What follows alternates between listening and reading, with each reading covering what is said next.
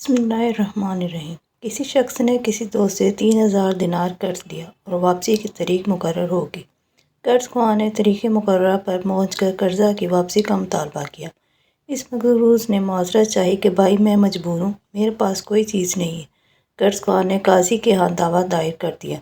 قاضی صاحب نے اس مقروض کو طلب کیا اور سماعت کے بعد اس مقروض کو 1 ماہ کی مہلت دیے۔ فرمایا، اس قرض کی واپسی کا انتظام کرو۔ مقروض عدالت سے باہر آیا اور سوچنے لگا کہ کیا کروں۔ ممکن ہے اس نے کہیں یہ پڑھا ہو یا علماء سے سنا ہو کہ رسول اکرم صلی اللہ علیہ وآلہ وسلم کا ارشاد گرامی ہے، جس بندے پر کوئی مصیبت، کوئی پریشانی آ جائے تو وہ مجھ پر درود پاک کی کثرت کرے، کیونکہ درود پاک مصیبتوں، پریشانیوں کو لے جاتا ہے اور رزق بڑھاتا ہے۔ اس نے عاجزی اور زاری کے ساتھ مسجد کے گوشے میں بیٹھ کر درود پاک پڑھنا شروع کر دیا۔ ایک رات کو اسے خواب دکھائی دیا۔ کوئی کہنے والا کہتا ہے، بندے تو پریشان نہ ہو، اللہ تعالیٰ کارساز ہے، تیرا قرض ادا ہو جائے گا۔ تو علی بن عیسیٰ وزیر سلطنت کے پاس جا اور جا کر اسے کہہ کہ قرض ادا کرنے کے لیے مجھے 3000 دینار دے دے۔ فرمایا، جب میں بیدار ہوا تو بڑا خوشحال تھا، پریشانی ختم ہو چکی تھی، لیکن یہ خیال آیا کہ اگر وزیر صاحب کوئی دلیل یا نشانی طلب کریں تو میرے پاس کوئی دلیل نہیں ہے۔ یہ سن کر حضور صلی اللہ علیہ وسلم نے فرمایا، اگر وزیر تجھ سے کوئی علامت دریافت کرے تو کہہ دینا اس کی سچائی کی علامت یہ ہے کہ آپ نماز فجر کے بعد کسی کے ساتھ کلام کرنے سے پہلے 5000 درود پاک کا تحفہ دربار رسالت میں پیش کرتے ہو، جسے اللہ تعالیٰ و کرامن کاتبین کے سوا کوئی نہیں جانتا۔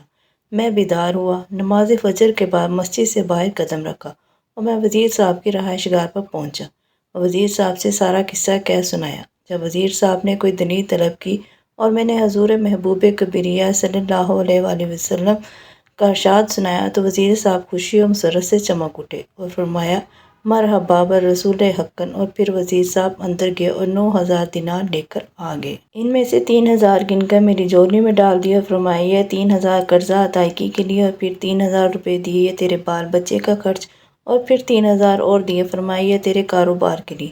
میں وہ رقم لے کر سیدھا قاضی صاحب کی عدالت میں پہنچ گیا اور جب فریقین کو بلایا ہوا تو میں قاضی صاحب کے ہاں پہنچا اور دیکھا کہ ایک قرض خواہ کھڑا ہے۔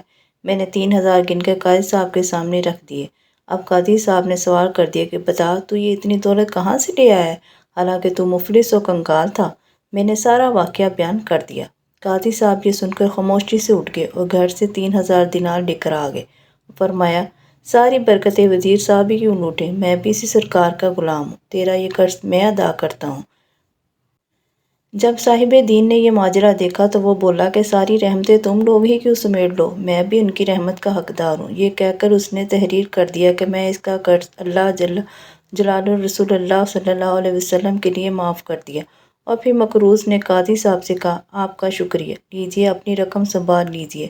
تو قاضی صاحب نے فرمایا، اللہ تعالیٰ اور اس کے پیارے رسول صلی اللہ علیہ وآلہ وسلم کی محبت میں جو دینار لایا ہوں وہ واپس لینے کو ہرگز تیار نہیں ہوں، یہ آپ کے لیے ہیں اور آپ لے جائیں۔ تو میں 12000 دینار لے کر گھر آ گیا اور قرضہ بھی معاف ہو گیا۔ یہ برکت ساری کی ساری درود پاک کی ہے صلی اللہ تعالیٰ علیہ وآلہ وسلم۔ جزاک اللہ خیرہ۔